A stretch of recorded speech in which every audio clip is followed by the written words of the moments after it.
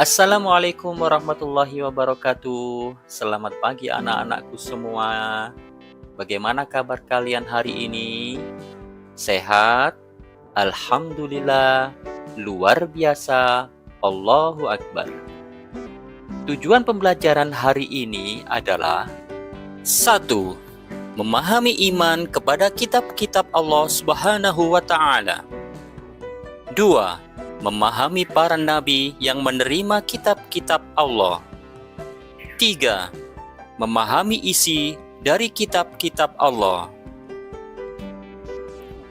Anak-anakku yang solih dan soliha, hari ini kita akan memulai petualangan seru untuk mengenal kitab-kitab Allah yang diturunkan kepada para nabi. Iman kepada kitab-kitab Allah. Tentunya, sebelum itu kita harus tahu, apakah iman itu? Ya, iman adalah percaya. Kita semua sudah tahu, apakah itu kitab-kitab Allah? Ada berapakah jumlah kitab-kitab Allah yang wajib kita imani?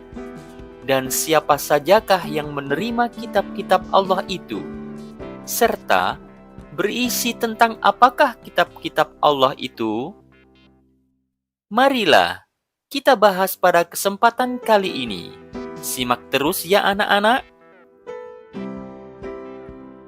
Kitab-kitab Allah adalah kumpulan wahyu yang diturunkan Allah Subhanahu wa Ta'ala sebagai pedoman hidup bagi umat manusia.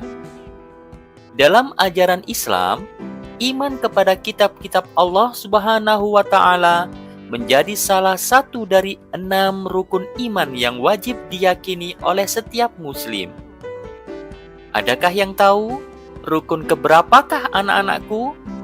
Ayo, masih ingatkah? Iman kepada kitab-kitab Allah berarti mempercayai bahwa Allah menurunkan kitab kepada para nabinya sebagai pedoman hidup umat dari nabi tersebut. Kitab-kitab itu berisi perintah, larangan, janji, dan ancaman Allah Subhanahu wa Ta'ala. Kitab-kitab tersebut merupakan firman Allah Subhanahu wa Ta'ala berupa wahyu yang dibukukan. 4 kitab tersebut yaitu Taurat, Zabur, Injil, dan Al-Quran. Di samping kitab-kitab tersebut, sebenarnya wahyu Allah Subhanahu wa Ta'ala juga ada yang berupa sohifah-sohifah atau lembaran-lembaran yang bertuliskan firman Allah yang diturunkan kepada nabi dan rasulnya.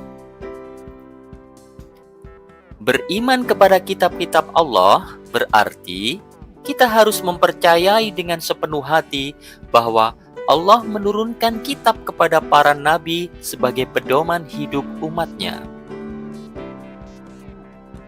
Kitab-kitab Allah dan nabi yang menerimanya. Allah telah menurunkan kitab-kitab suci sebagai pedoman hidup bagi manusia. Ada 4 kitab suci utama yang harus kita ketahui dan wajib kita imani. Kitab suci itu adalah yang pertama, kitab Taurat. Diberikan kepada Nabi Musa yang berisi hukum-hukum syariat. Yang nomor 2, kitab Zabur. Diberikan kepada Nabi Daud, berisi puji-pujian kepada Allah. Yang nomor 3, kitab Injil. Diberikan kepada Nabi Isa yang mengajarkan kasih sayang dan cinta kasih. Yang nomor 4 dan yang terakhir adalah kitab Al-Quran. Diturunkan kepada Nabi Muhammad SAW sebagai pedoman hidup umat Islam. Coba pikirkan anak-anak, apa isi utama yang ada di dalam kitab-kitab Allah? Bagaimana kita bisa menerapkan nilai-nilai dari kitab-kitab ini dalam kehidupan sehari-hari? Isi 4 kitab-kitab Allah. Untuk mengetahui isi keempat kitab-kitab Allah, marilah kita perhatikan kisahnya berikut ini. Mari kita ikuti sejenak kisah para nabi.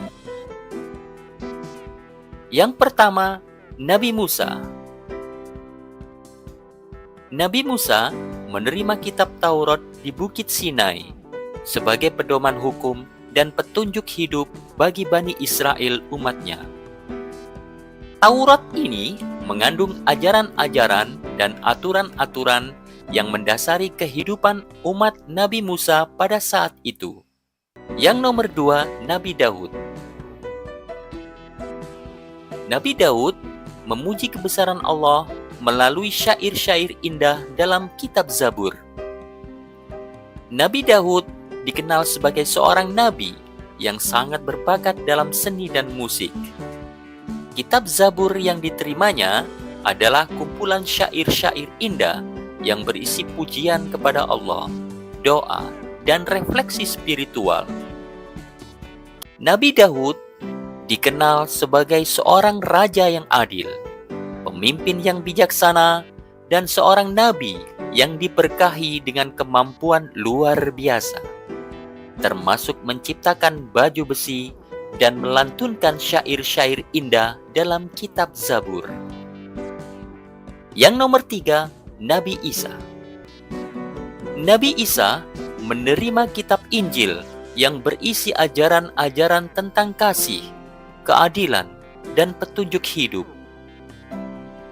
Kitab Injil juga berisi penjelasan kebenaran ajaran tauhid, menghapus bagian ajaran di kitab Taurat, dan kabar gembira akan datangnya Nabi terakhir, yaitu Nabi Muhammad SAW. Yang nomor 4 adalah Nabi Muhammad. Nabi Muhammad SAW adalah Nabi terakhir dalam Islam, yang dikenal sebagai penutup para nabi. Pada usia 40 tahun, Nabi Muhammad menerima wahyu pertama dari Allah melalui malaikat Jibril di Gua Hiro. Wahyu ini menjadi awal dari kitab suci Al-Quran yang berisi petunjuk hidup bagi umat manusia sekaligus untuk menghapus kitab-kitab terdahulu beserta ajarannya, dan tidak akan ada yang dapat mengubahnya. Al-Quran merupakan mukjizat Nabi Muhammad SAW yang terbesar dan terhebat.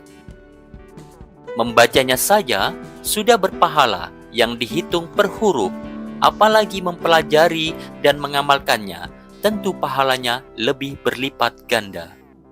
Beriman kepada kitab-kitab Allah tidak hanya berarti kita tahu namanya, tetapi juga mengamalkan isinya.